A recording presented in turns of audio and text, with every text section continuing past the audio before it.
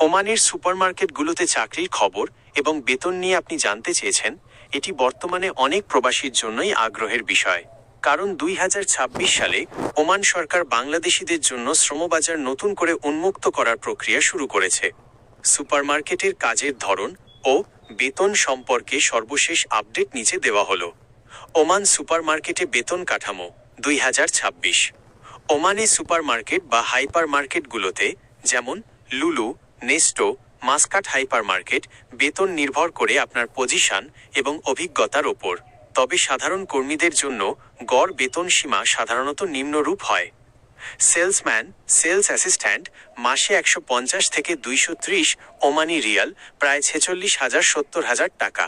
Cashier মাসে 170 থেকে 250 Omani Real, প্রায় 52,000-76,000 টাকা।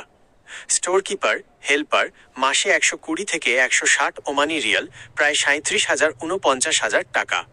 সুপারভাইজার মাসে 220 থেকে 350 ওমানি রিয়াল বা তার বেশি, প্রায় 67,000, 1,07,000 প্লাস টাকা। নোট: অনেক কোম্পানি থাকার জায়গা, অ্যাকোমোডেশন এবং যাতায়াত ভাড়া দেয়। যদি কোম্পানি খাবার না দেয়, তবে নিজের খাবারের জন্য মাসে 20-30 রিয়াল খরচ হতে পারে। ওমান নতুন কাজের খবর 2026। বর্তমানে ওমানের শ্রমবাজার নিয়ে কয়েকটি ইতিবাচক দিক রয়েছে। 1. নতুন কর্মসংস্থান।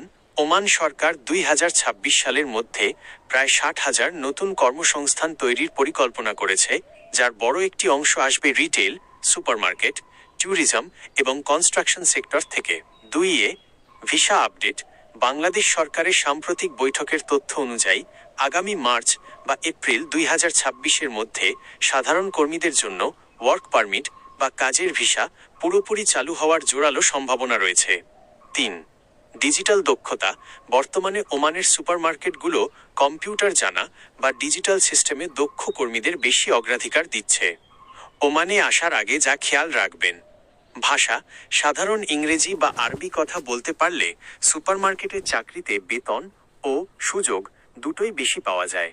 দালাল থেকে সাবধান।